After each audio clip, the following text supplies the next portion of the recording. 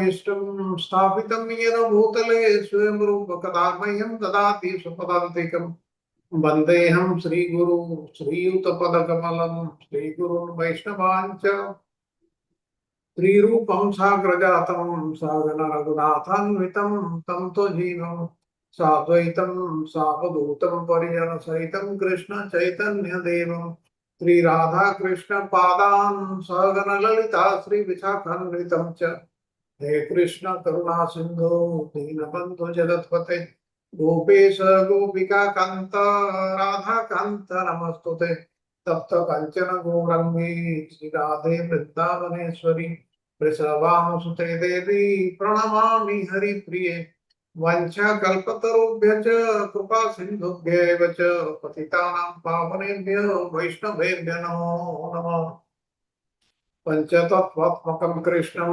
भक्तरूपस्वरूपकं भक्तावतारं भक्ताख्यं नमामि भक्तशक्तिकं जयतां सुरतो भङ्गोर्मम मन्दमतिर्गति मत्सर्वस्वपदाम्बोजो राधामदनमोहनौ दिव्यादवृन्दारण्यकल्पद्रुमा श्रीमद्रत्नाङ्गरसिंहासनस्थितौ श्रीमद्राधा श्रीलगोविन्ददेवो पृष्ठालिविसेव्यमानं स्मरामि श्रीमान सरसारंभी वंशीवटतटस्थित दर्शन वेणुस्वनैर्गोपीर् गोपीनाथ श्रीअस्तु नः श्रीकृष्ण चैतन्य प्रभु नित्यानंद श्री अद्वैत गदाधर श्रीवासदि गौर भक्त वृंद. Now we'll offer our obeisances to Sri Chaitanya Mahaprabhu and the six Goswamis of Vrindavan. नमो महापदान्याय कृष्ण प्रेम प्रदायते कृष्णाय कृष्ण चैतन्य नामने गौरवते से नमः. O most beneficent incarnation, you are Krishna himself appearing as Sri Krishna Chaitanya Mahaprabhu. You have assumed the golden color of Srimati Radharani and you are widely distributing pure love of Krishna. We offer our respectful obeisances unto you. Krishna Barnam Tisa Krishnam Sangopangostra Parsadam Yagye Sankirtana Praye Rejayanti Sumedasa. In the age of Kali, intelligent persons perform congregational chanting to worship the incarnation of Godhead, who constantly sings the names of Krishna. Although his complexion is not blackish, he is Krishna himself. He is accompanied by his associates, servants, weapons, and confidential companions. नाना शास्त्र विचारण के निपुणों सद्धर्म संस्थापकों लोकानां हितकारिणों त्रिभुवने मान्य शरण्याकरो राधा कृष्ण पदारविंद भजनानंदेन मत्तालितो वंदे रूप सनातन रघुजुगो श्रीजीव गोपालको. I offer my respectful obeisances unto the six Goswamis of Vrindavan, namely Sri Rupa Goswami, Sri Sanatana Goswami, Sri Raghunatha Bhatta Goswami, Sri Raghunatha Dasa Goswami, Sri Jiva Goswami, and Sri Gopala Bhatta Goswami, who are very expert in scrutinizingly studying all the revealed scriptures with the aim of establishing eternal religious principles for the benefit of all human beings. Thus, they are honored all over the three worlds and their worth take shelter because they are absorbed in the good of the gopis and are engaged in the transcendental loving service of the divine couple Sri Radha and Krishna. Om Namo Bhagavate Vasudevaya Namo Bhagavate Vasudevaya Namo Bhagavate Vasudevaya Narayanam Namaskritya Naram Chaiva Narottamam Devim Saraswatim Vyasam Tato Jayam Udiret Nashta Prayesu Abhadresu Nityam Bhagavata Sevaya Bhagavati Uttama Sloke Bhaktir Bhavati Naishtiki. Hare Krishna Krishna Krishna Hare Hare Hare Rama Rama Rama Hare Hare. Hare Krishna Krishna Krishna Hare Hare Hare Rama Rama Rama Hare Hare. Hare Krishna Krishna Krishna Hare Hare Hare Rama Rama Rama Hare Hare. I welcome all the devotees to today's session. But before we start today's session, that is lesson 183, let us have a recap of the previous lesson, that was 182. Yes, Prabhuji. Hare Krishna, Dandavat Pranam. Hare Krishna to Chari Prabhuji. And Dandavat Pranam to Charu Prabhuji, Hare Krishna, Sarat Prabhuji, and Dandavat Pranam, Hare Krishna to all devotees. Today, I'm going to do the recap of lesson 182, that is chapter 31 of 11th canto of last chapter of 11th canto. And this is my first recap service. I feel that it is a great opportunity which has come to me as the divine mercy and divine blessing. I am absolutely unfit, and I don't feel that I have standard to do it, but I'm doing it and accepted it for the desire, to fulfill the desire of Charu Prabhuji and Sarat Prabhuji. Hope everybody will accept me. If I'll do any mistake, then please forgive me. And I feel that if I'll be unable to answer something or solve any problem, then definitely Sarat Prabhuji will help me. Thank you all. With my all obeisances to Lord and everybody, I want to start the recap service. So we'll discuss the chapter, which is a very sorrowful chapter. Archana Mataji in our last class narrated it very nicely in a very heart-touching way. I still feel the shivering in my heart. How she narrated it and what was the topic. It is the disappearance of Lord Sri Krishna, which is very sorrowful for us. Upon hearing the information from Daruka, who was sent by Lord Krishna to Dwaraka to inform everybody, the Dwaraka people like Vasudev ji and Devaki Mataji, they rushed towards the spot, and they were suffering from great distress, heartbreaking information of Lord's departure led them all to lamentation and separation. So our first question today is, what does the heartbreaking separation highlight? Is there any absolute truth? Mataji, slide number 2, question 1B. The answer is in 1B. Separation and lamentation, with the subheading separation and lamentation. Hare Krishna Mother. So I'll reply. So as you mentioned very clearly, when Krishna leaves that and the message goes to his parents, Vasudeva and Devaki. So there was, as a parent also, they had a heartbreaking lamentation. But as you wanted to see, is there anything higher than that? They knew who is Krishna. So his position was also, they were aware of that. And that separation gives a pain to that. It is a good sign for a devotee from devotional perspective. And the absolute truth is behind this event is that genuine devotion is always accompanied with joy of divine presence and sorrow of absence. That is It's a Sambhoga for and devotee, whether both are same, joy or sorrow. So sorrow in case of separation. So that is also connection. It connects with the Lord. So it gives the same result. Either in a in a Sambhoga or Viplambaga, you get the same result. This is a tapestry of sacred relationship. Yes, Mataji, one more point. Vipralamba catalyzed the deep bonding and deep devotion. And it increased our devotion also. My next question is, what thought and belief is evoked in devotee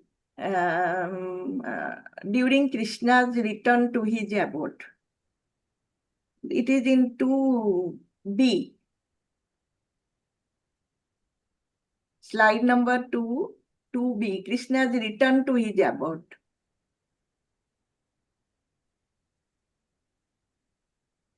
What thought evoked? Yeah.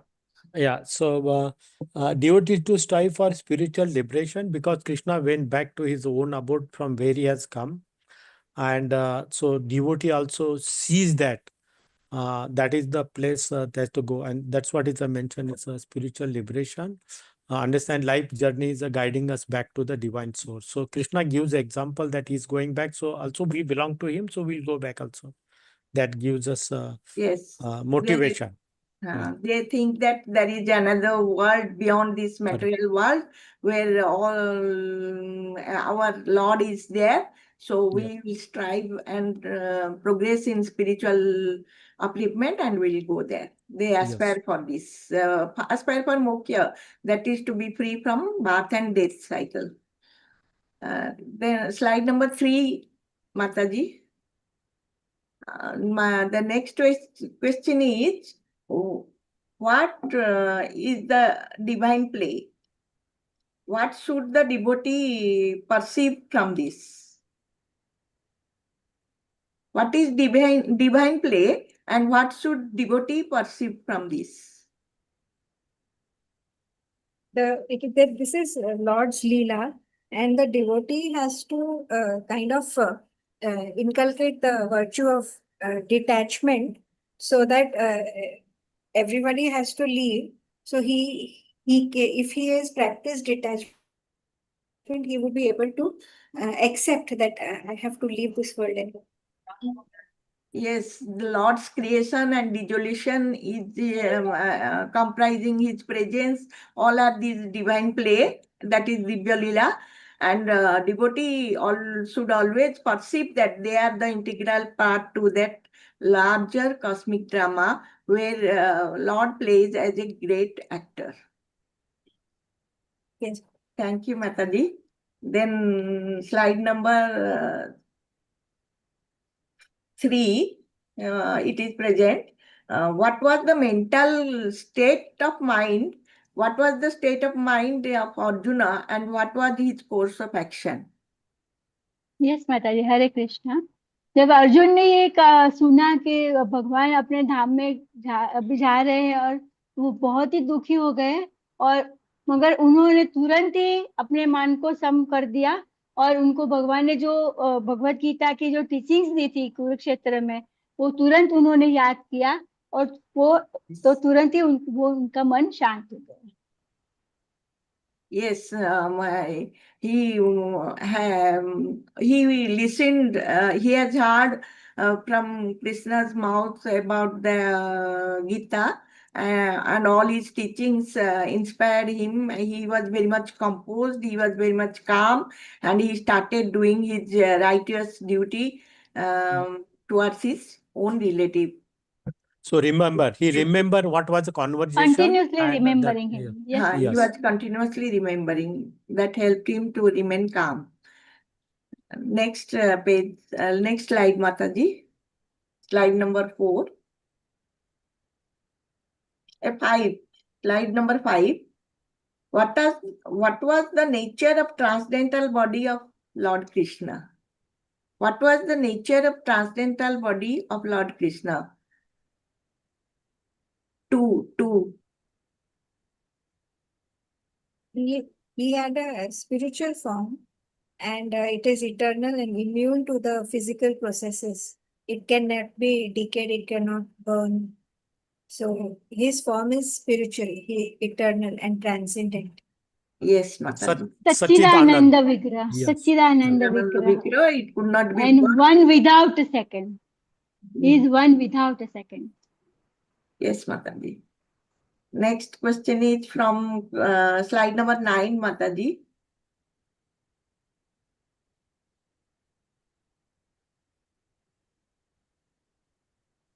When it was spread that Lord Krishna is departing from our material world, then many demigods, many Nitya Siddha sages, they came to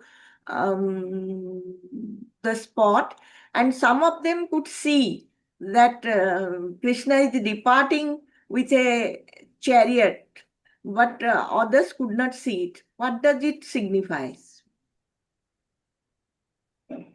That's very nice. I think it was nicely explained. Krishna comes as in a form of a human and performs the pastime, but he is a divine also. So while going, he performs as if that he is leaving the body and hunter that the Vadi, shooting the arrow and all those things. He performs like a material. So some people get confused. Is the God also in a mundane, but he is not there. So some people could see like Shivji, Shiva and Brahma, they could see, I think that was mentioned, they could see his eternal Leela, he's concluding and he's going back. But other people were also confused with that because of their illusion. Yes, So, although Krishna is always impartial to all his devotees, but still then he has special loving affection for his special devotees, and that is why he gave the opportunity for some of them to see yes. what is happening.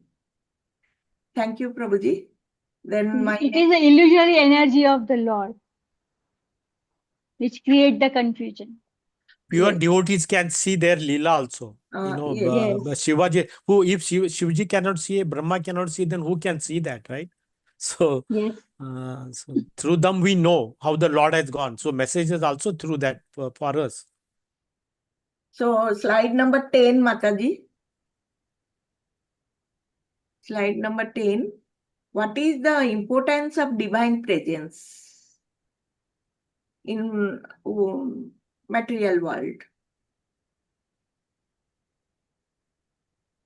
It is in 4B, Cosmic Order and Transition, B section.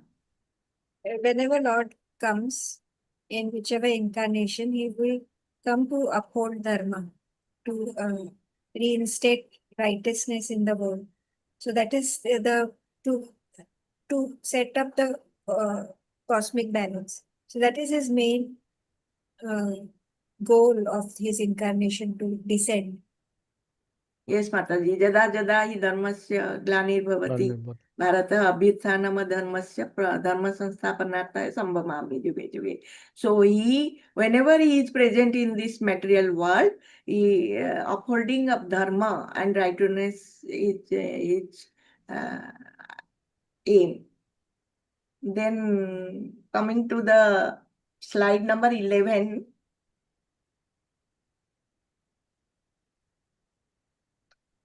How 11A, that is 6A. How does the true devotee of Dwaraka feel the eternal presence of Lord Krishna after his departure? Yes माताजी, भगवान unmanifested form में हर जगह पे है, वो दिखा रहे हैं, क्योंकि in Vraja also he is always there in unmanifested form, even in Dwarka. तो भगवान को हम सब याद कर सकते हैं, कोई भी मतलब ऐसा नहीं कि वो है तभी हम याद कर पाएंगे.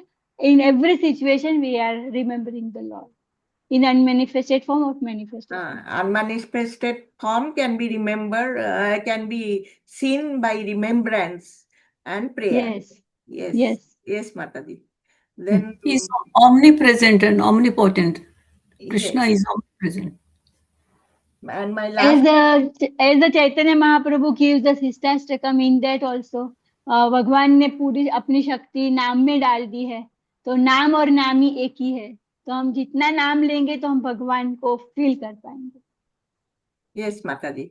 Then my last question of this chapter is, what does Lord Krishna teach us through his pastime?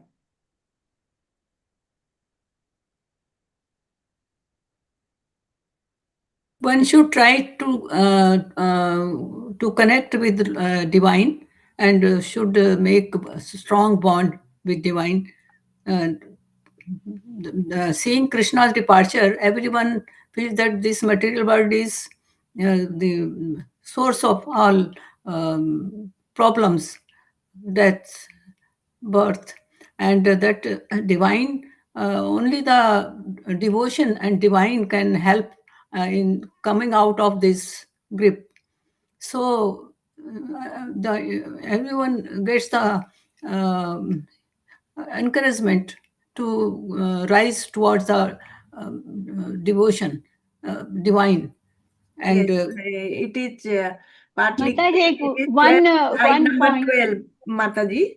Yes Slide. माता, वन पॉइंट, जब भी भगवान अपने स्वधाम में जा रहे थे तब खुद आंख बंद करके मेडिटेशन कर रहे थे, खुद पे मेडिटेशन कर रहे थे, और हमें सिखा रहे थे कि जब हमारा भी ऐसा दिन आए, हमारा भी ऐसा वक्त आए, तो हमें भी हमारा फोकस पूरा भगवान पे होना चाहिए, और नहीं के मटेरियल वर्ल्ड में क्या है वो सब नहीं देखना चाहिए, आंखें बंद करके मेडिटेशन करना चाहिए, Yes, he और also. इस जगत को छोड़ना चाहिए.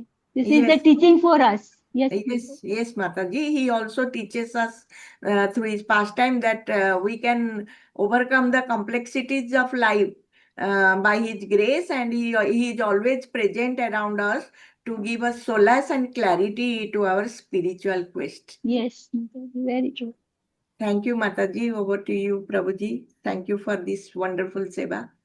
thank you, Hare Mother. Very Nice wonderful. recap, Very nice. Mataji. Nice attempted, nicely done, Mataji. Hare Thank you, Yes, Mataji. thank you, thank So you. nice. Very, Dandavat very good beginning, Mataji. and we expect much more in future.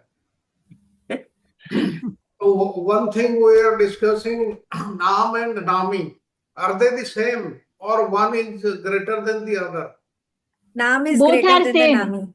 Nam, Nam is more greater. Nam Yes. is greater than Nami. I Nam think, is greater than Nami, yes. That Yes, is sir. the correct understanding. Okay, I'll share my screen.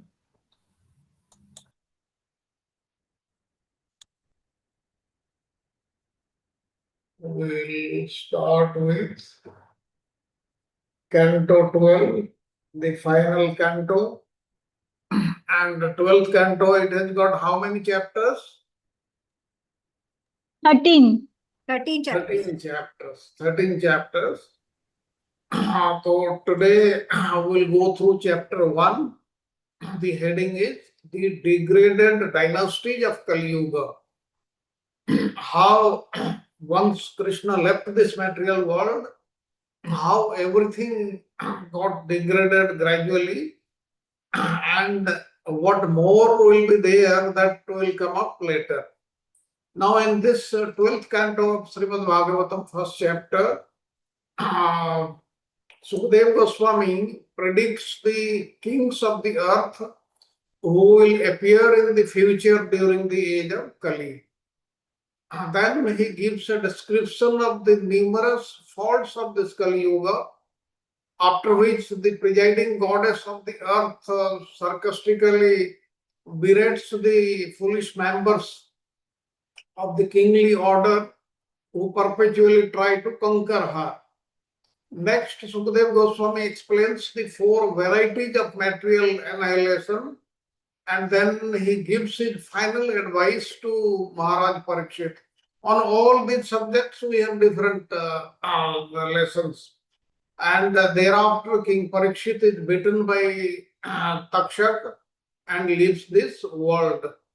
And Sutta Goswami, he concludes his narration of Srimad Bhagavatam to the sages of Naimisaranya forest by enumerating the teachers of the various branches of the Vedas and Puranas relating to the pious history of Markandeya Rishi, glorifying the Supreme Lord in his universal form and in his expansion as the Sun God, and summarizing the topics discussed in the literature and offering final benedictions and prayers. Markandeya Rishi's story, that is in 3 chapters, that I'll be covering later on. Now, this first chapter of this 12th canto briefly describes the future kings of the dynasty of Magadha and how they became degraded because of the influence of age of Kali.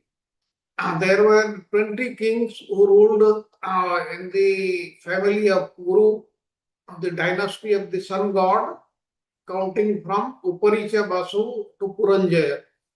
And after Puranjaya, the lineage of this dynasty will become corrupted. And following Puranjaya, there will be 5 kings known as the Pradyotans, who are then followed by the Sisunagas. You may not remember all these words, but just listen.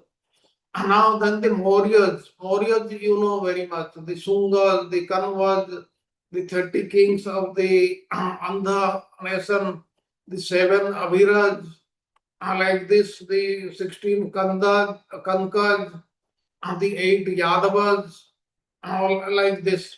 And after this, different reign will be ruled over at the same time by 7 Andha kings, 7 Kausalas, and the kings of Vidura and the Nisadas. Then the power of rulership in the countries of Magadha and so forth will fall to the kings who are no better than Sudras and Mlecchas and are totally absorbed in irreligion. This is going to happen in future. Okay. Now this is chapter 183, the corrupt kings and symptoms of Kali Yuga. Then next we'll see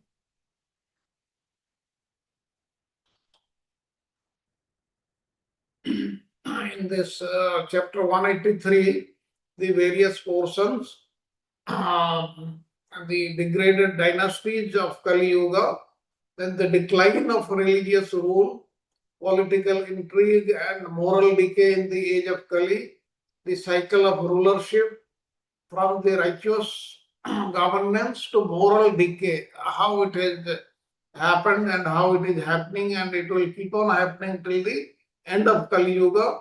Then the dynasties of Kali Yuga, a cycle of power and dharma, Vishwanath Chakravarti Thakur's comments, and the decline of rulership and the rise of uncivilized kings. All these things we'll see. Now this chapter starts with Sukadeva Goswami telling that the last king mentioned in the previous description of the future rulers of Magadha dynasty. Magadha is the present day Bihar. Magadha dynasty was Puranjaya, who will take birth as the descendant of Bhadraratha.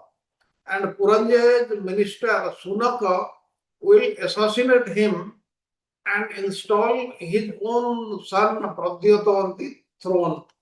Now the son of Pradyota will be Palaka, and like this, the description gives his son like this. Now you know that this vicious political intrigue described in this chapter is symptomatic of the age of Kali. In the 9th canto, Sukadeva Goswami describes how the great rulers of they are descended from the 2 royal dynasties, that is the Sun dynasty and the Moon dynasty. And the 9th canto's description of Lord Rama, the most famous incarnation of the Supreme Lord, occurs in this genealogical narration, that is in the Surya Vangsha. And at the end of 9th canto, Sukadeva Goswami describes the forefathers of Lord Krishna and Balrama. Finally, the appearance of Lord Krishna and that of Lord Balrama are mentioned within the context of the narration of the Moon dynasty. Now, the 10th canto is developed, devoted exclusively to the description of Lord Krishna's childhood pastimes in Vrindavana, his teenage activities in Mathura, and his adult activities in Dwarka. The famous Mahabharata also describes the events of this period, focusing upon the Pandava brothers and their activities in relation to Lord Krishna and the other leading historical figures such as Bhishma, Dhritarashtra, Dronacharya, Vidura. And within Mahabharata is Bhagavad Gita, in which Lord Krishna is declared as the absolute truth, the supreme personality of Godhead. And Srimad Bhagavatam, we know in the 12th canto, it starts from Kali Yuga. Although Srimad Bhagavatam narrates the histories of many royal dynasties and the lives of innumerable kings, Not until the description of the present day, that is the age of Kali, do we find the ministers assassinating his own king and installing his son at the throne. And this incident resembles Dhritarashtra's attempt to assassinate the Pandavas and crown his son Duryodhana as the king. And as Mahabharata describes, Lord Krishna, he thwarted this attempt, but with the departure of the Lord to the spiritual sky, the age of Kali became fully manifested, in which the political assassinations within one's own house is a standard technique. And you all have studied the history, and it is very, very clear. Now here he starts with, in this first chapter, starts with the son of Rajaka, will be Nandivardhana, and thus the Pradyotana dynasty. There will be 5 kings, and they will enjoy the earth for 138 years. Then Nandivardhana will have a son named Sisunga, and his son will be Kakavarna. And the son of Kakavarna will be Shema Dharma, and the son of Shema Dharma will be Kshatrajna. Like this, there are so many names given here. Now, in these descriptions, is given authentic political authority, how it got denigrated and disintegrated throughout the world. And there is a Supreme Lord, and there are saintly powerful men who have taken the role of government leaders and represented that Godhead on earth. And with the advent of Kali Yuga, however, this transcendental system of government collapsed, and the unauthorized, uncivilized men, they gradually took the reins of power. Then also given here very clearly, the Lord of Mahapadma, King Nanda, will rule over the entire earth as Parasurama, and no one will challenge his authority. Now, in the 8th chapter of 8th verse in this chapter, it is mentioned that King Nanda would destroy the remnants of the Kshatriya order. Therefore, here he is compared with Parasurama. Now, Nanda, as you know, he had 8 sons headed by Somalia, who will control the earth as powerful kings for 100 years. Then certain Brahmana, it is given, and Sridhar Swami and Vishwanath Chakravarti Thakura both confirm that this Brahmana's name is Chanakya. His story you know very well. It is given here in Srimad Bhagavatam. Chanakya will betray the trust of King Nanda and his 8 sons and will destroy their dynasty. In their absence, the Mauryas will rule the world as the Kali Yuga continues. And the Chanakya will enthrone Chandragupta, whose son will be known as Varishara, and the son of Varishara will be Asokavardhana. Asokavardhana will be followed by Suyasa, whose son will be Sangata. Like this, the dynasty details are given, and they will, it is given in Bhagavatam, they will rule for 137 years in the Kali Yuga. Let us go to the next slide. Okay, the predictions of future rulership. Now the passage opens with Sri Sukadeva Goswami chilling foresight regarding the rulers of the earth in the age of Kali, a time marked by profound moral and spiritual decline.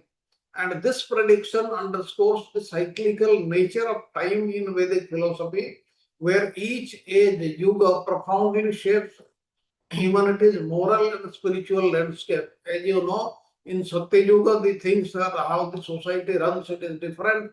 In Treta, it is different. In Dwapara, it is different. And we are going through the Kali Yuga.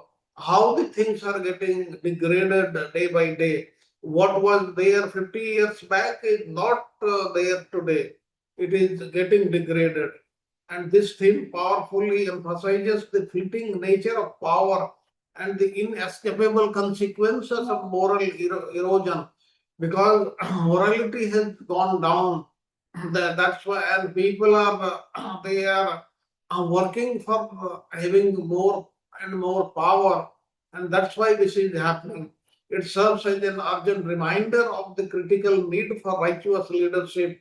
That's what at times people talk of Ram Rajya and all that, but this will never come in Kali Yuga, because what will happen in Kali Yuga we'll see in the subsequent chapters, highlighting the severe repercussions that follow when one deviates from dharma. And why it is happening in the Kali Yuga? Because the people, the age is like this, the people are deviating from righteousness, that is dharma. That's why all the things are happening like this. And the critique of material ambition, the goddess of the earth, Sri Bhumi Devi, delivers a scathing rebuke to the foolish members of the royal class who are relentlessly fixated on conquering her. Now the various countries, they want to conquer the neighboring country or some other country, and that is conquering that is equivalent to trying to conquer the earth. But this can never happen. And this movement starkly illustrates the futility of material ambition when set against the actual spiritual reality. Actually, the Supreme Lord, he is the owner of this complete, what to call the earth, but the whole universe. Therefore, the rulers must be representatives of the Supreme Lord. Therefore, they must go by what is the religiosity, what is dharma. And in Kali Yuga, that is what is lacking. That's why all these problems they are coming up. And this critique piercingly reveals the limitations of worldly pursuits, asserting that genuine fulfillment arises not from power or dominance, but from profound spiritual awakening and connection with the divine, as used to happen in the Vedic period and earlier, much before the Kali Yuga. Where you talk of Treta Yuga or Dwapar Yuga, what was there, it is not there in Kali Yuga. And it serves as a stark warning against neglecting spiritual truths in the pursuit of worldly success. Everybody wants to succeed anyhow, and that's why they are forgetting spiritual truths, things, do's and don'ts, which are given in the Shastras, which one is supposed to follow, that people are following and not following. That's why we have reached this situation. Then the nature of annihilation, this passage opens with Sukadeva Goswami's chilling foresight regarding the rulers of the earth at the age of Kali, a time marked by profound moral and spiritual decline. Over a period of time, the moral and spiritual decline has taken place, and the prediction underscores the cyclical nature of time. Now, this theme powerfully emphasizes the fleeting nature of power and inescapable consequences of moral erosion and degradation of the dynasty. How the dynasties, one after the other, they become degraded over a period of time, and that is what is affecting the present day. Forecasts regarding the kings of Magadha dynasty, including those descended from the sun god, reveal a grim trajectory towards degradation influenced by Kali Yuga. And this passage outlines a lineage of rulers characterized by irreligion and moral decay. There is total irreligion on the part of the rulers. It is not only talking of the kings, because elsewhere or in many places there are so-called democracies. One who is heading the government, he is king for this purpose. And the degradation of those royal dynasties stand as a cautionary tale about the dire consequences of neglecting dharma. If one neglects dharma, then this is what is going to happen. It embodies a belief that effective leadership is rooted in virtue and adherence to spiritual principles, and a failure to uphold these can result in widespread societal collapse. That means problems in the society, they are taking place because people, the rulers, they are not following dharma, and this is evident everywhere, anywhere and everywhere, not only in our country, but in all other countries throughout the world. Okay, let us go to the next slide. The final advice and benedictions. The passage culminates with Sutta Goswami's poignant teachings and prayers, encapsulating the essence of Srimad Bhagavatam while glorifying the Supreme Lord. And this closing segment highlights the vital importance of guidance and wisdom in navigating life's complexities. The prayers and benedictions serve as a powerful testament to the ever-present divine and the essential need for humility, devotion, and surrender to higher powers. The rulers that should recognize that there is a supreme personality of Godhead, supreme Lord who owns anything and everything, what is seen and not seen. Therefore, they should serve the people with humility, and they should be devoted to the Supreme Lord, and they should surrender to the Supreme Lord. Then only things can go right. Otherwise, they cannot go right. In conclusions, the themes articulated in this passage from the 12th canto of Srimad Bhagavatam reveal an astute understanding of time's cyclical nature, how the time has changed. It was different in different ages, and now we have come into the Kali Yuga. The pitfalls of material ambition. Here, the material ambition of the rulers and rather everybody has gone up, and the paramount importance of righteous leadership. There is no righteous leadership. That's why all these problems are coming. Like, as you know, the Lord has created enough for everybody to eat, but still there are some people who are not getting food. It is because of these rulers only, and collectively they advocate for a steadfast adherence to spiritual principles. That's why we should follow the spiritual principles given in the Shastras as the pathway to transcending the degradations of Kali Yuga and achieving a higher state of consciousness.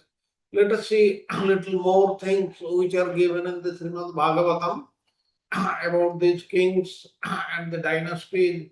Now Parikshit Maharaj is being told by Sukadeva Goswami that Agnimitra will follow as king, then Sujeshta will be followed by Vasumitra, Bhadraka, and the son of Bhadraka will be Pulinda, then the son of Pulinda named Ghosa will rule. Like all, there are so many names given. And in this way, the eminent of the Kuru heroes, the Sunga kings will rule over the earth for more than 100 years. Then the earth will come under the subjugation of the kings of Kanva dynasty, who will manifest very few good qualities.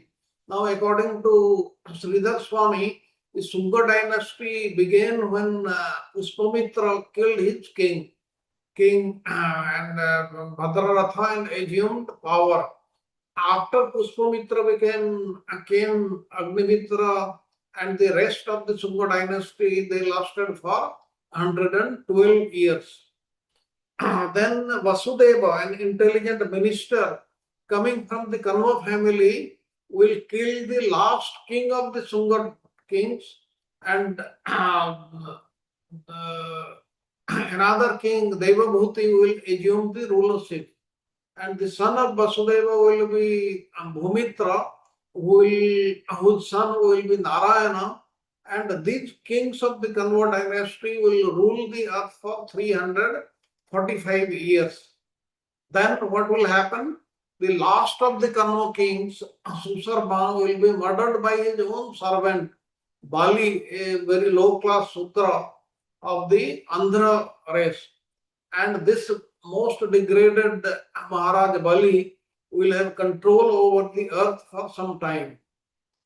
And here there is a description of how uncultured men, they will infiltrate into the government administration and they will rule. The so-called king named Bali is described as Asattama, the most impious, uncultured man. And then it also gives the brother of Bali named Krishna, who will become the next ruler of the earth. His son, son, like this. There are so many names given. And then it says they will follow 7 kings by Abhira race from the seat of Amravati. And after them, the 16 kings of the Kankas will rule and will be known for their excessive greed. Then 8 Yavanas will then take power, followed by 14 Turks, like this. Then these Aviras and Kankas, they will enjoy the earth for 1099 years, and the Maulas will rule for 300 years. When all of them have died, they will appear in the city of Kilakila, a dynasty of kings known as Bhutananda, and these kings of Kilakila will hold sway for a total of 106 years. Then what will happen? Then they will be followed by their 13 sons, the Ballikas, and after them King Puspamitra, his son Durmitra, and the 7 Andaras, they will rule different parts of the world. Now there will be then appear of king of Magadhas, who will be like another Puranjaya. He will turn all the civilized classes into low classes, uncivilized men in the same category as Pulindas, Yadus, and Madrakas. And the foolish king, Vishwakarji, will maintain all the citizens in ungodliness, and he will use his power to completely disrupt the Kshatriya order. And from his capital of Padmavati, he will rule that part of the earth extending from the source of the Ganga to Prayaga. Let us go to the next slide. Okay, the decline of righteous rule, political intrigue, and moral decay in the age of Kali, the political intrigue and betrayal. The passage details a series of political assassinations that some I have already discussed, such as ministers killing kings to seize power for themselves. And this is the first exemplified by the minister Sunaka assassinating King Puranjaya, followed by Chanakya Pandita betraying Magadha king Nanda and his sons. This story you all are well aware of. And this theme reflects the moral decay characteristic of the age of Kali, where ethical governance is supplanted by treachery and ambition, treachery of ambition by the lower people. Everybody wants to become the king, everybody wants to be the ruler and gain power, have all the money which belongs to the government, like this. And the actions of these figures illustrate the consequences of power struggle and the erosion of dharma. Now everybody is running after power by any means. That's why there is erosion of dharma, righteousness in leadership, aligning with the broader narrative of social decline. Thus, denigration of authority, how the authority will lose their power gradually. The text outlines the transformation of legitimate leadership into system dominated by unscrupulous individuals, culminating in the rise of leaders like Nanda, who is characterized as a powerful figure ruling without challenge. And the denigration signifies a shift away from divine representation in governance, where leaders are expected to embody virtues and uphold dharma. But in the age of Kali, this will not be seen, and the emergence of leaders from lower social standings, like Nanda's origins, symbolizes a breakdown of social order and the ideal of Kshatriya warrior duty, illustrating the chaotic nature of Kali Yuga. Now you realize the decline has started many hundreds of years back, and it is being done even today. Now, the Sukadeva Goswami is telling Parikshit Maharaj that at that time when the society will be totally degraded because of Kali Yuga and the rulers will be corrupt, they will hanker for power and money only. What will happen to the Brahmanas? Now the Brahmanas of such provinces such as Saurashtra, Avanti, Abhira, Sura, Malwa will forget their regulative principles, and the members of the royal order in these places will become no better than the Sudras. This is going to happen, and you must have seen even today, even though the kings are not there, but those who are ruling, you can call them kings. That is what is represented here. Do not deserve to be called good people, good rulers, and they are as good as Sudras as per Srimad Bhagavatam. Then also in the Bhagavatam it is given the land of the in India along the Sindhu river as well as the districts of Chandrabhaga, Kunti and Kashmir will be ruled by Sudras, fallen Brahmanas and meat eaters, having given up the path of civic civilization, and they will have lost all spiritual strength. Then there will be many such uncivilized kings ruling at the same time, and they will be all be uncharitable, possessed by fierce tempers, and great devotees of irreligion and falsity. There will be nothing which is good to be found in these. And these barbarians, in the guise of kings, they will devour the citizenry, murdering innocent women, children, cows, brahmanas, and coveting the wives and property of other men. And they will be erratic in their moods and have little strength of character and will be very short lived. And they will not be purified by any Vedic rituals, and lacking in the practice of religious regulative principles, they will be completely covered by the modes of passion and ignorance. And the citizens governed by these type of low class kings will imitate the character, behavior, and speech of their rulers, and harassed by their leaders, by each other, they will all suffer, they will all get ruined. Now, in the end of the ninth canto of Srimad Bhagavatam, it is stated that Ripunjaya or Puranjaya, the first king mentioned in this chapter, that is in, I think we saw in the very beginning only, ended his rule about 1000 years after the time of Lord Krishna. Lord Krishna left approximately about 5000 years back.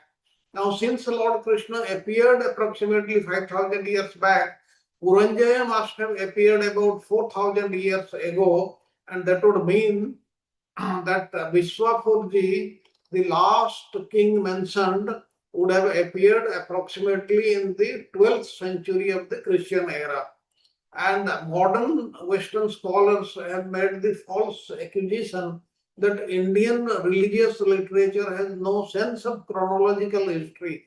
But the elaborate historical chronology which is given in this chapter, chapter 1, it certainly will refute all these assessment by such people.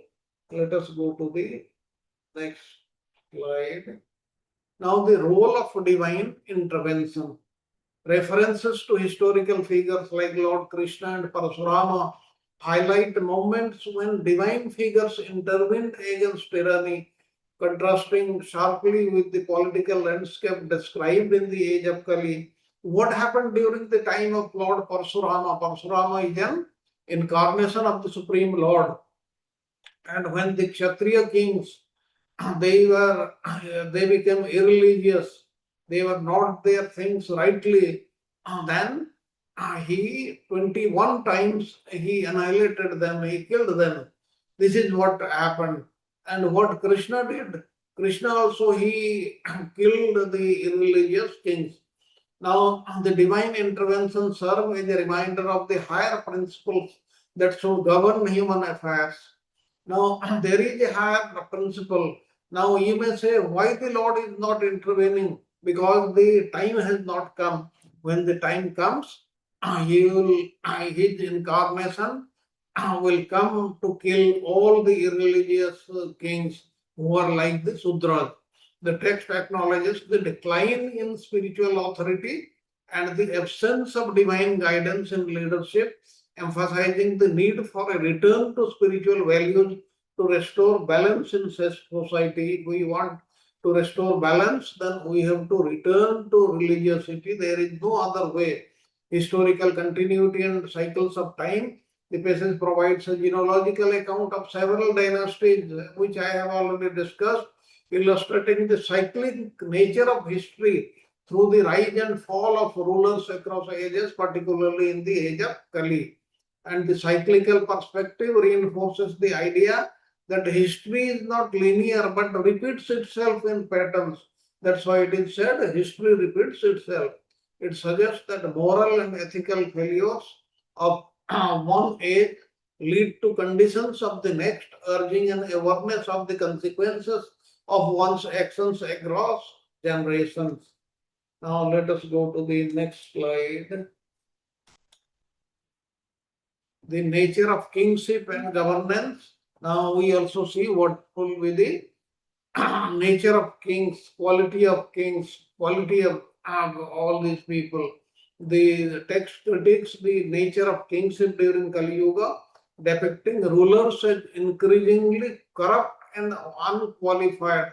Like you would have seen the king-like persons, like the prime ministers, the chief ministers, like this, they are becoming corrupt and unqualified, ultimately leading to the emergence of leaders who lack the noble qualities traditionally associated with kingship. Those who have no understanding, when they get the power, they misuse them for their own use and they torment the people. That is what is happening everywhere. And this is just the beginning. More will happen in next 4 lakh, more than 4 lakh years. And this theme raises questions about the legitimacy of power and the qualities necessary for effective governance. It underscores the importance of virtuous leadership and the detrimental effect of leadership by those who are not aligned with the dharma.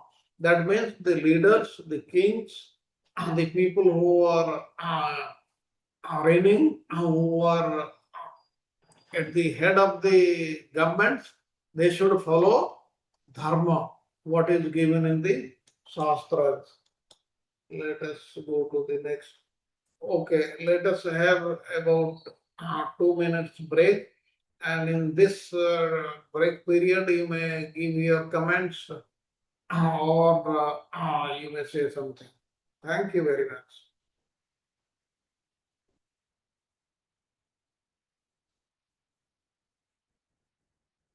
Any comments or questions? Hare Krishna Prabhu ji. Hare Prabhu Krishna. जी, पुरंजन राजा को परशुराम जी के साथ क्यों compare किया जाता है? Starting में आपने बताया। Yes. But he So, was killed by his minister. Like we have seen in history, there are very many number of kings who were killed by their generals or by their relations to become पर kings. प्रभु जी, परशुराम जी का तो जो purpose था वो तो भगवान का अवतार था, शेष अवतार, अंश अवतार। तो और उनका तो पर्पस था जो कि धर्म को स्थापित करना। तो फिर पुरंजन जी से उनकी कंपैरिजन का मतलब कैसे समझ सकते हैं प्रभु जी? Just it is a comparison and nothing more. One cannot be compared with the Supreme Lord. Parashurama is an incarnation of the Supreme Lord only. Nobody can be compared with him. But there is just a comparison that okay is Prabhu ji. given in the purports that is in the Bhagavatam yes only. Prabhu ji. Prabhu ji यहाँ पे जो नंद आए हैं वो तो that is not, he is not father of Krishna ना, क्योंकि वो तो बहुत बाद में आए हैं. No. This is not Nanda. The Nanda dynasty we are talking of in the Kali Yuga. Nanda Yes. dynasty, have you heard? Chandragupta, Maurya, yes Prabhu, Chanakya, Chanakya नीति. their time, we are talking of that period. Oh yes, that's why I was thinking कि क्योंकि वो तो बहुत बाद उनका में आए. नाम बहुत अच्छा है मगर काम अच्छे नहीं है, ऐसा है प्रभु ji. Yes.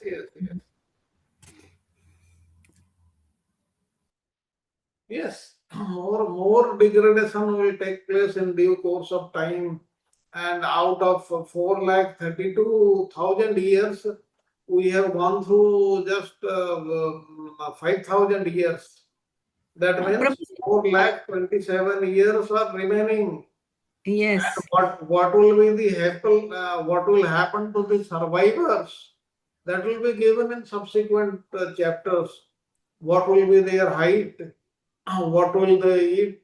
And how they will behave? All these things given in very clear terms in Srimad Bhagavatam.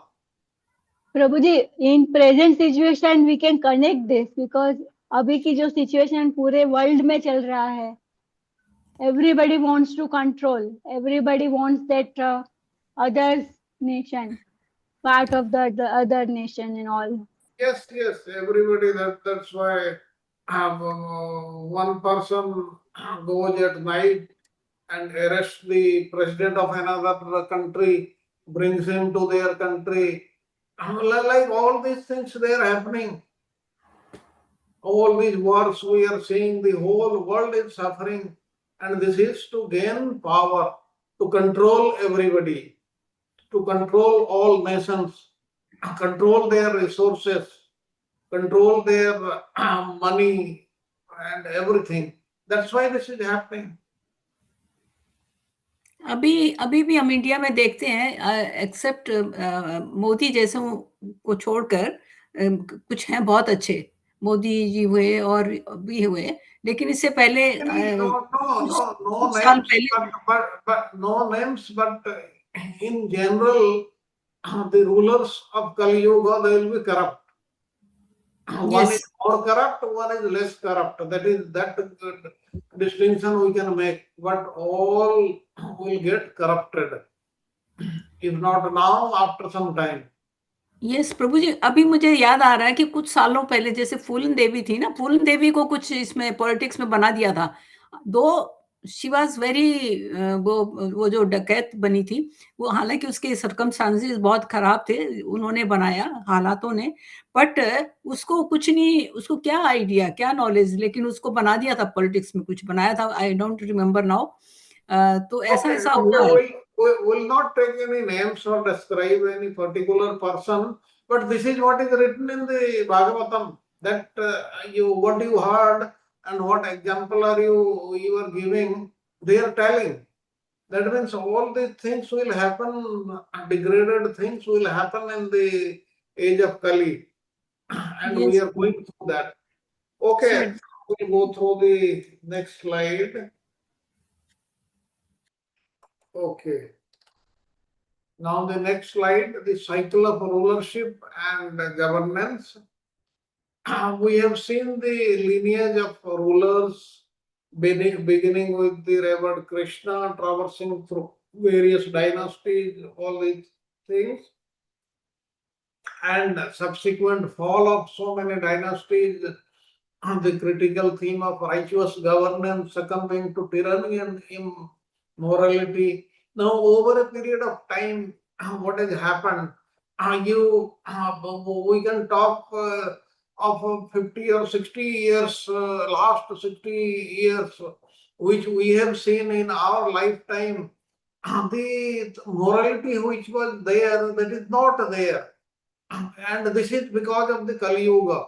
Everything is getting corrupted, not only the rulers, but the citizens also in the society, everybody who is in the government, who is to provide service to the citizens, everybody is getting corrupted. And this is and the tyranny of the rulers, that has increased manifold. Now, this compelling narrative underscores the ephemeral nature of power. Now, people they hanker after power, but that power will remain how long? It will remain for some time only, not forever. Highlights the paramount importance of dharma, righteousness in governance. Like Lord Rama, he ruled for 11,000 years, and the people were most happy.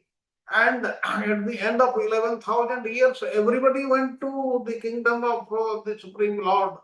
And the erosion of virtuous rulers serves as a stark indicator of moral decay within society, reinforcing the idea that effective governance must be firmly rooted in ethical principles for the flourishing of the populace. If somebody wants that the country should prosper, people should be happy, then there is no other way but to follow the ethical principles given in the Shastras, that is following dharma. There is no other way.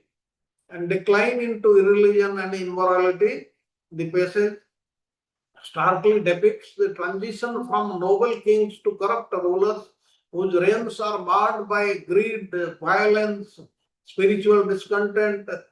There is so much of fighting between the religions. Then the rulers such as Vishwakarma led their societies into disarray, dismantling and cherished values of their forebears. All these things have happened and they are happening even today.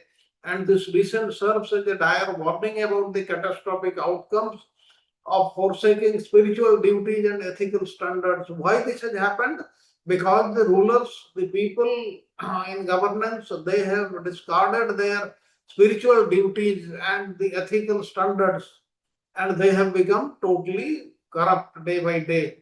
It emphasizes the critical necessity for leaders to embody the virtues that uplift society as their moral failings result in profound suffering for citizenry. Because of these rulers, the citizens they are suffering. Nobody is happy in the present day world. It is because of this. Let us go to the next slide.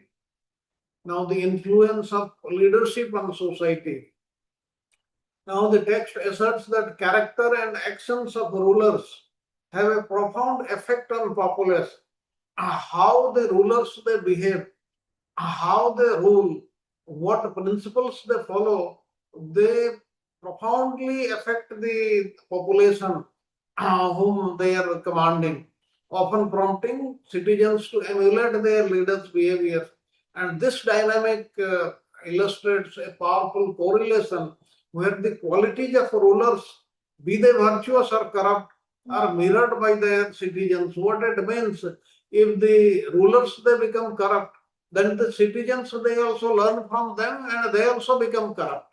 And that is what is happening in the society. Not only the rulers they are getting corrupt, the whole society is getting corrupt. And this thing powerfully accentuates the urgent need for ethical leadership, illuminating the interconnectedness between leaders and their followers. Because there is a relation between the relations, the leaders and the followers.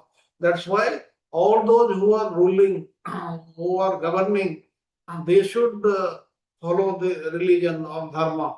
It posits that citizens have a vital role in fostering virtuous governance, holding their leaders accountable, and striving for moral integrity in their own lives, which is totally lacking in the present day world. Then the cultural and spiritual decline, this passage lays a bare, troubling scenario in which various societal classes, including Brahmanas and Kshatriyas, experience spiritual erosion.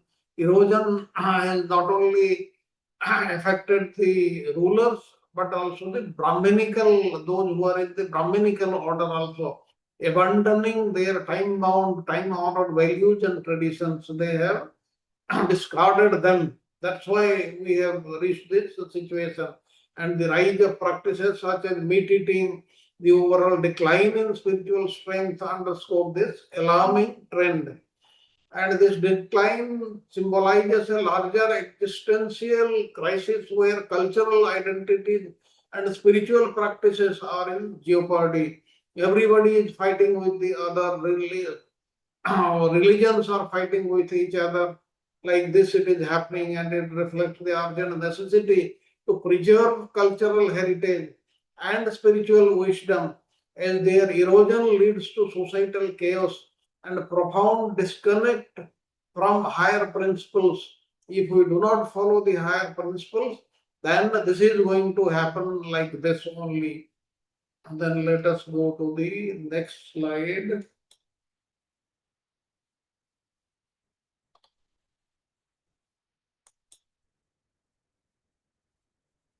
Dynastic succession and the political intrigue. This passage the succession storied dynasties in ancient India with the sharp focus on Magadha, Pradyotana, Sisunaga, Maurya, Sunga, and the Kanva dynasties. The rise and fall of each king reveal political. These are the comments of Vishwanath Chakravarti Thakur. Many of the things are repeated, which I will leave. Now, the rise and fall of each king reveal political maneuvering marked by assassination and betrayal, spurred by relentless ambition and brutal power struggle. So, this is what was happening that time, and now also it is happening in the present time after many hundreds of years. Now, the narrative powerfully emphasizes that political authority is often impermanent. No political authority is permanent. It is up to some period of time only. It is not permanent, usurped by cunning rather than true merit. And this serves as a compelling reminder of the weighty moral responsibilities resting upon leaders and the dire repercussions of ethical transgressions in the pursuit of power. Because of ethical transgressions, all these problems are coming. And the role of fate and dharma, throughout the passage, the distinction between dharma, that is righteousness, duty, and moral law, and adharma. Adharma means irreligion and moral decay. It emerges very, very clearly. How, because of this, all the changes in the society they are seen.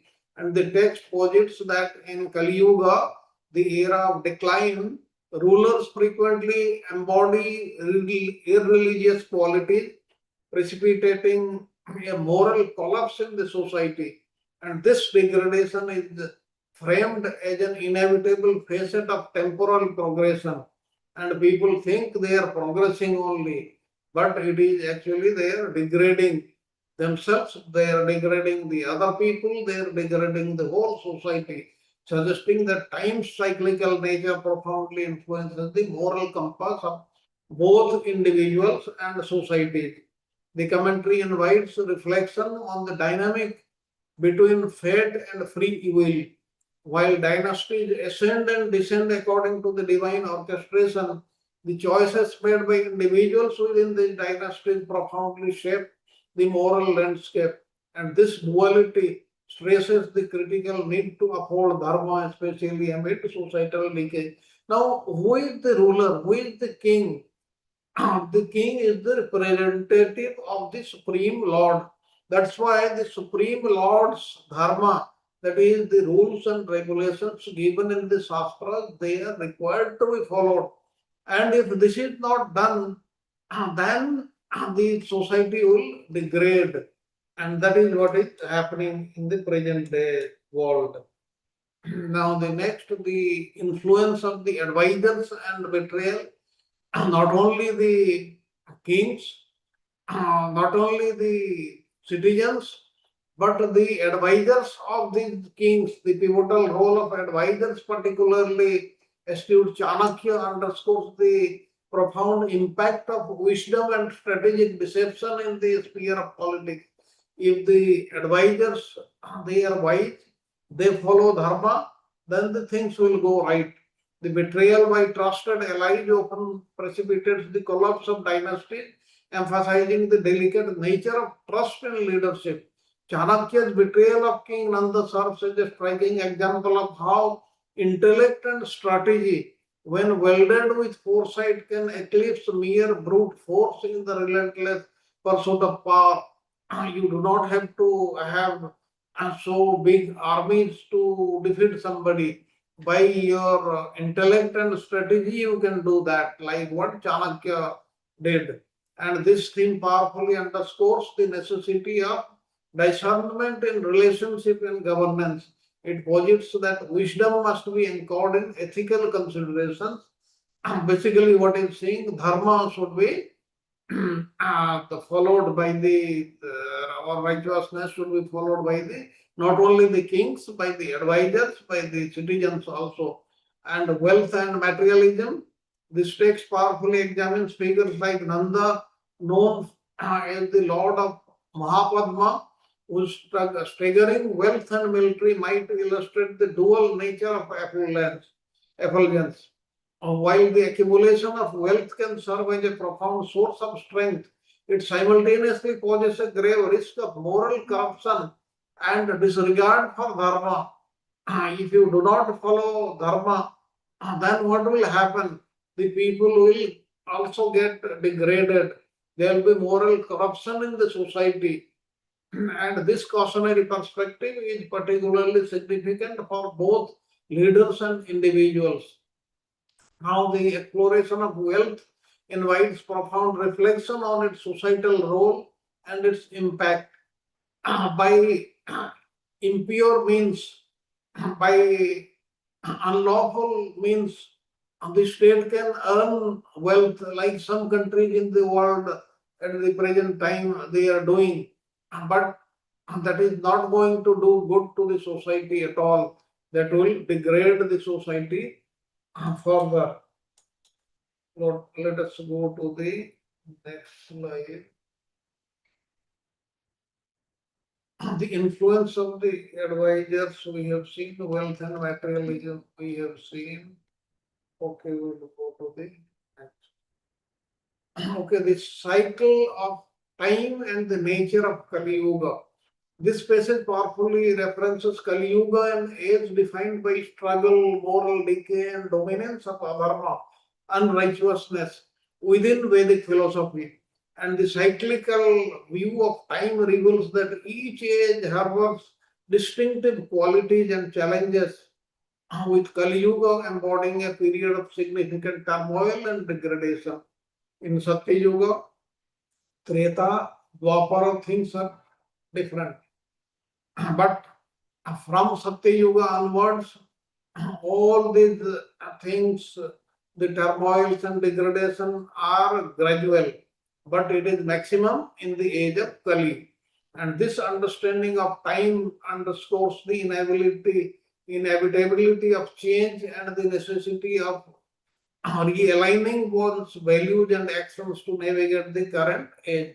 And in conclusion, the passage intricately relates themes of leadership, morality, and the cyclical nature of time. We saw how if the leaders become corrupt, what happens to the society, what happens to the citizens.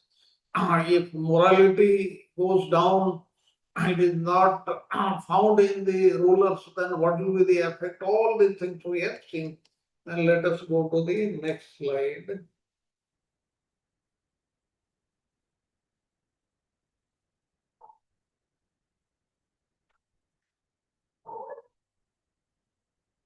Continuity and succession.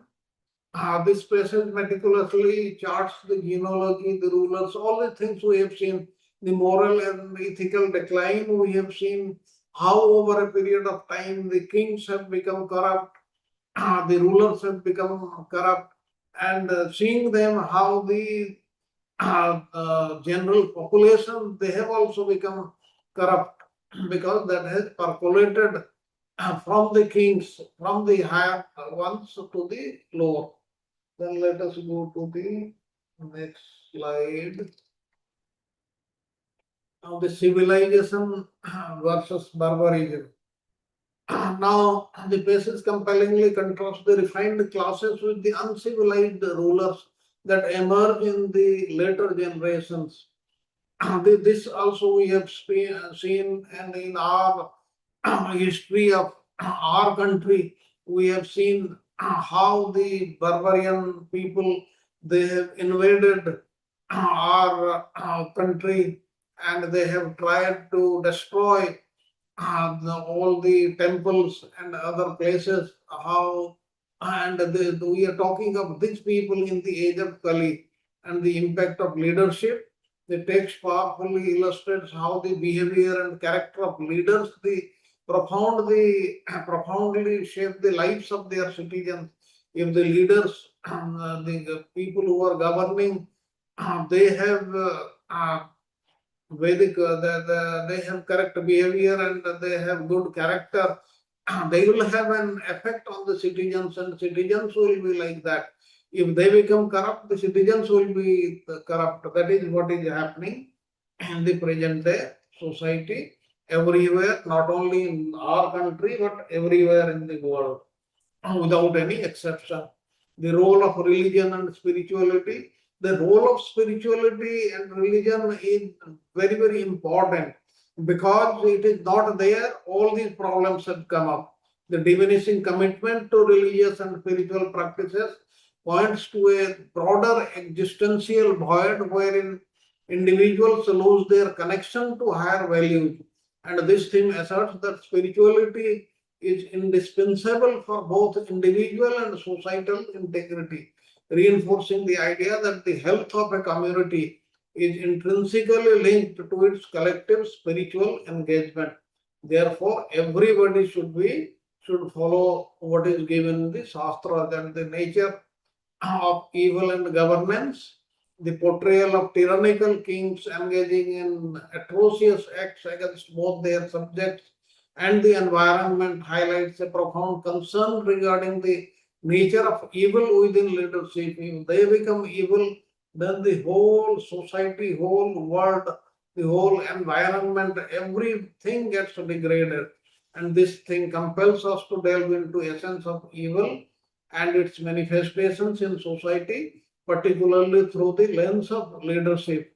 And the passage delivers a profound commentary on the cyclical dynamics of leadership and its repercussions for society, unveiling historical patterns in governance.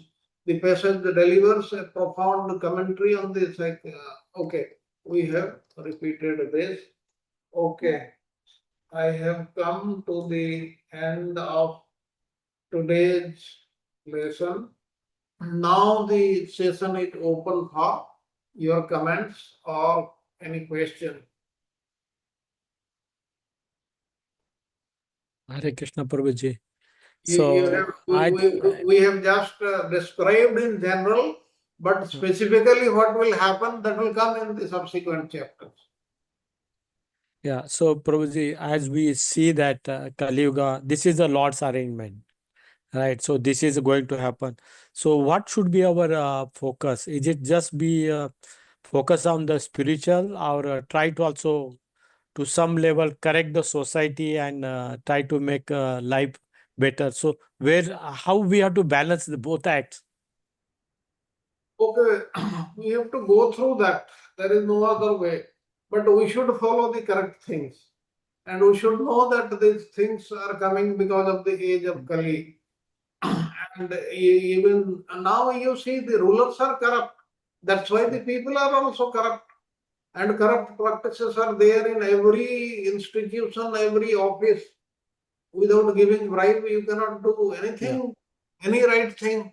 That is, it has come to this level, and in times to come, more degradation will certainly take place. So it's not only, political circle, the corruption, both are there. It's highlighted here more of a politician, but the people are corrupt. That's why politicians are tuning Yes, to because that. politicians, So both.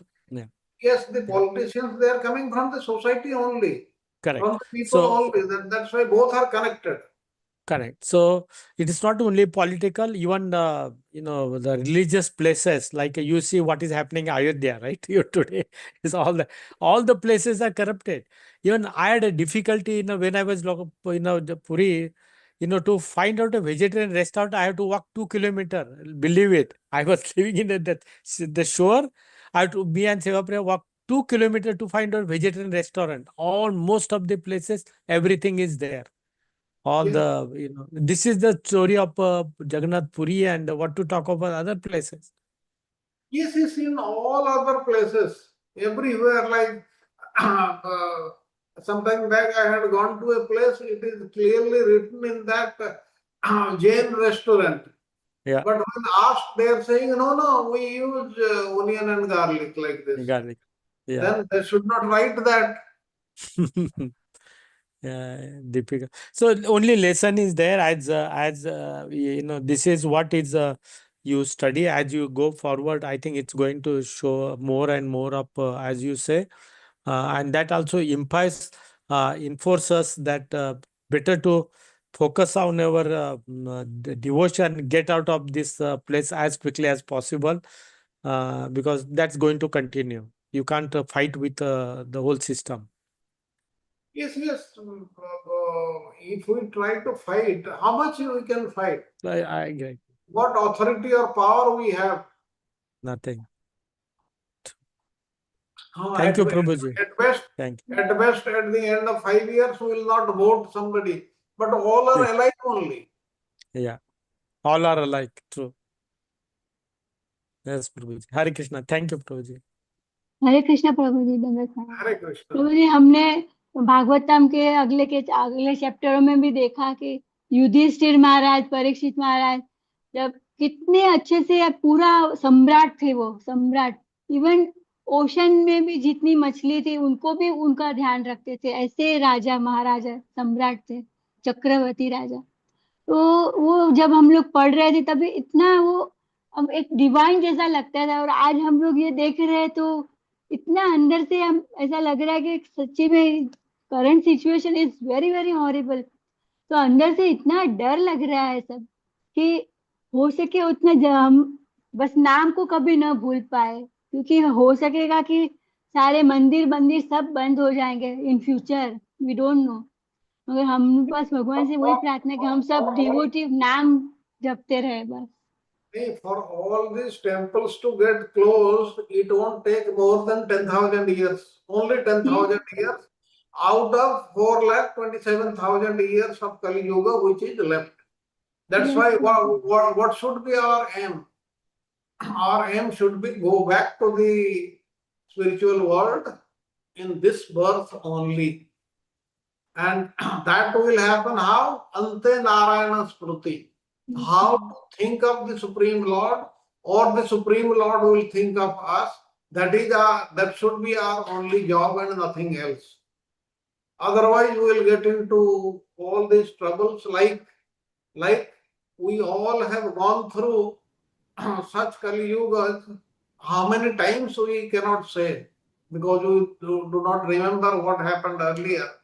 We have gone through all that, and that's why we should try to avoid it, at least this time. प्रभु जी, हम ये जैसे chanting और reading Bhagavat ये सब कर लेते हैं, but chanting एक तरह से भाव से पूर्ण नहीं होता, मैकेनिकल प्रोसेस बन जाता रह के। तो ये चीज करते हैं एज ए ड्यूटी समझ के, नॉट भाव।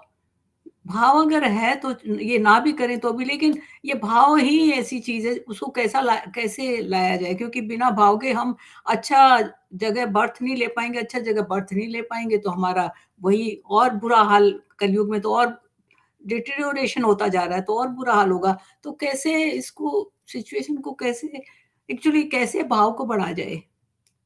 नहीं, the only way to do this, हमारे को पसंद आए ना आए, हमारे को स्वाद आए ना आए, we should keep on chanting, and that is the only way, that is the only path. And sadhu sangha means what? Sadhu sangha means avoiding the asadhu sangha. And sadhu sangha and asadhu sangha, if we try to describe it, it is a very long description. Like for each of our senses, sadhu sangha is, say, for the ears, to hear about the Lord, hear good things, not the bad things, not the film songs or such type of thing, or the criticism of others, all these things we should not see with our eyes. We should see what should we see with our eyes. We should see what is related to the Supreme Lord and nothing else. Like this, with all our senses, we should use them for the right purpose.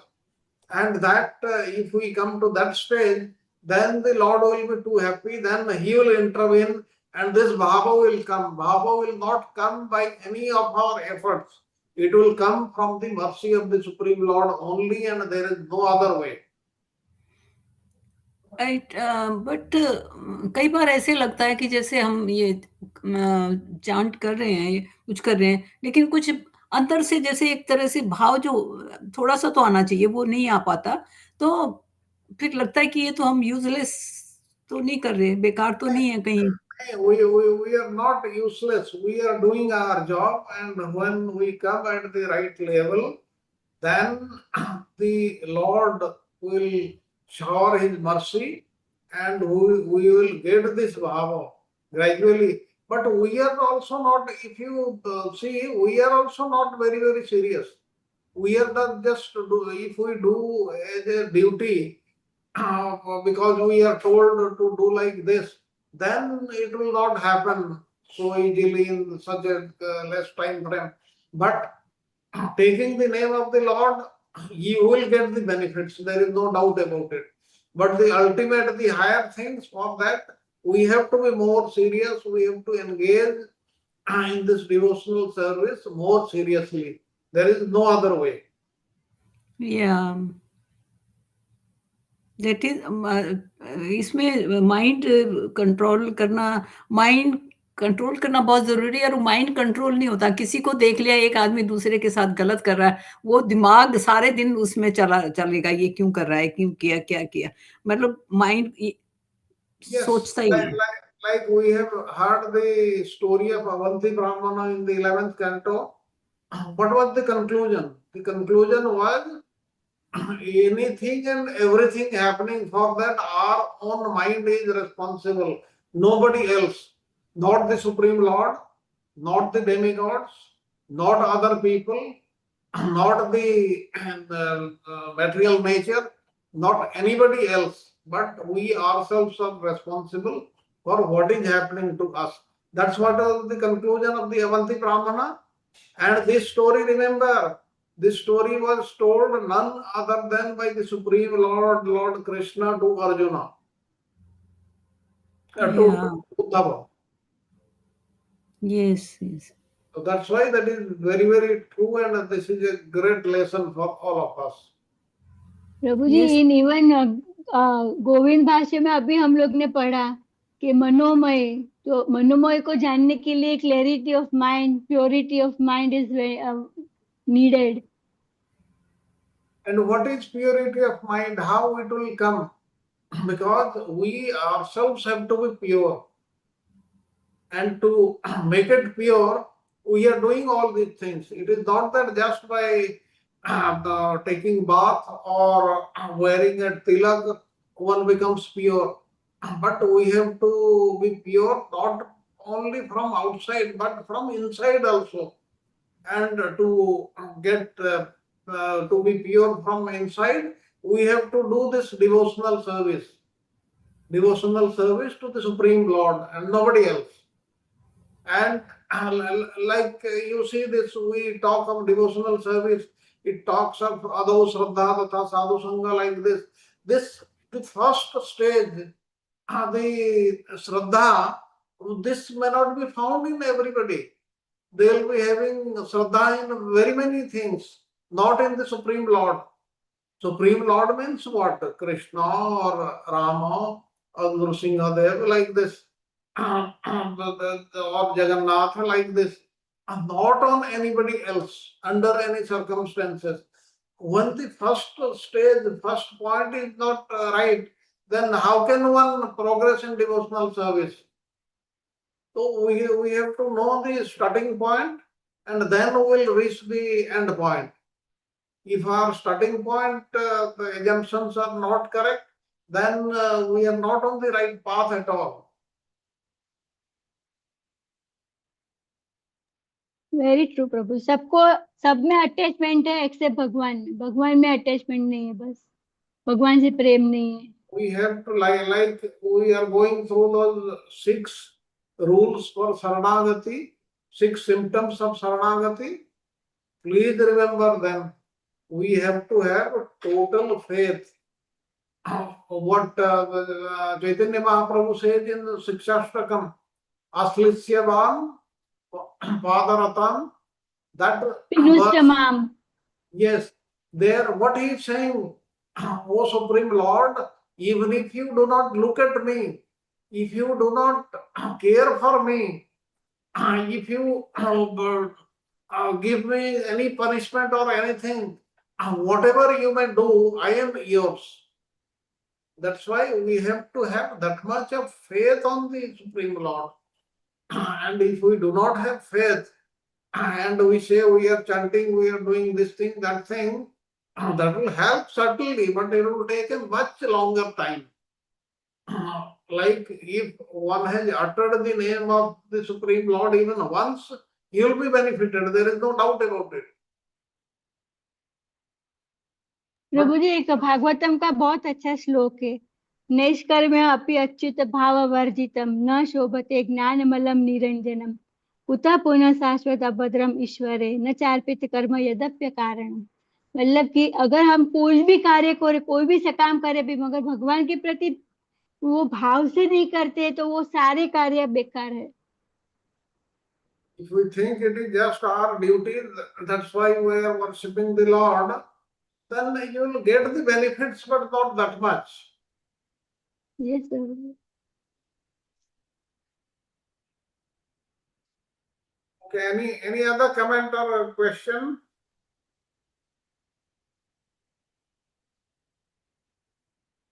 No comment or no questions? Prabhuji, but the bhava comes gradually. It comes. It is not that वो नहीं आता है. आता है कभी कभी because it cannot be a magical path ना. आज शुरू किया कल result दिखेगा. Otherwise humility नहीं आएगी. So bhava आता है. But provided we have to keep begging for it. I think if you pray earnestly, God gives the bhav also. No, but bhava will not come automatically by our own efforts. It will come with the mercy of the Lord. And Yeah. how to earn the mercy of the Lord? We do our things properly as given in the Shastra. Like you would have heard the life history of many devotees. Like the other day I was hearing one person, his only job was to do jhadu pocha, clean the utensils. And Lord Radha and Krishna came and met that person. You may be doing anything for the Lord. It is not that one who is worshipping as a pujari in the temple, he is most important. Anybody and everybody rendering any service to the Lord from and that too very, very sincerely, one will get benefited. There is no doubt about it. Yes, Prabhuji, yes. Definitely. और दूसरा भी एक point माता जी, हमारे जो वाणी वर्तन और व्यवहार, जो 3 चीजों जो बहुत ही इम्पोर्टेंट है सबके साथ। अगर जो डिवोटी है उनके साथ तो करना ही अच्छे से, मगर जो नहीं है डिवोटी उनके साथ भी हमारा व्यवहार और वर्तन, बिहेवियर बहुत ही अच्छा होना चाहिए।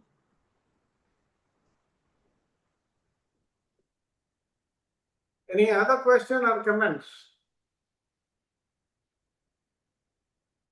And in case we don't have any other question or comments, then we can conclude today's class with the Nusinga prayer. Tomorrow's class is by Archana Mataji and day after Sunday's class is mine. So let us conclude the class with the Nusinga prayers. Yes, Prabhuji. May I request Harsha Mataji to do nursing prayer? Harsha Mataji, would you be able to do? Can see. Okay. Fine, Prabhuji, I'll do. Hare Krishna. Please accept my humble obeisances. All glory, Sri Srila Prabhupada. Namaste Narasimhaya. Namaste Narasimhaya. Prahladanadadaini. Prahladanadadaini. Hiranyakashipurvakshah. Hiranyakashipurvakshah. Shilatankanakalaye. Shilatankanakalaye. Ito Narsimha Parato Narsimha. Ito Narsimha Parato Narsimha. Yato yato yami tato Narsimha. Yato yato yami tato Narsimha. Bhai Narsimha Hridaye Narsimha. Bhai Narsimha Hridaye Narsimha. Narasimhamadim Sharanam Prapate. Narasimhamadim Sharanam Prapate. Tava Kara Kamalavare Nakam Adbhuta Shringam Dalita Hiranyakashipu Dhanubringam Keshavadrita Narari Rupa Jai Jagadish Hare Jai Jagadish Hare Jai Jagadish Hare Tava Kara Kamalavare Nakam Adbhuta Shringam Dalita Hiranyakashipu Dhanubringam Keshavadrita Narari Rupa Jai Jagadish Hare Jai Jagadish Hare Jaya Jagadish Hare Jayo Narsimhadev Narsimhadev Narsimhadev Jaya Narsimhadev Jaya Prahlad Maharaj Prahlad Maharaj Prahlad Maharaj Jaya Prahlad Maharaj Nitai Gaura Hari Bol Hari Bol Hari Bol Nitai Gaura Hari Bol Jai Jai Prabhupada Prabhupada Prabhupada Jai Jai Prabhupada Jai Jai Gurudev Gurudev Gurudev Jai Jai Gurudev Nitai Gaur Premanande Hari Bol Hare Krishna Krishna Krishna Hare Hare Hare Rama Ram Ram Hare Hare Krishna. Dandavat pranam to all. Thank you, Prabhuji. Hare Thank Krishna. you, Mataji. Thank you very much. Then we meet tomorrow morning. Thank you, Prabhuji. Yes, Hare Prabhuji. Krishna. Dandat Pranam Prabhuji. Thank you all. Thank you. Dandat Pranam to all Dandavat devotees. pranam, Prabhuji. Hare Krishna. Devotees.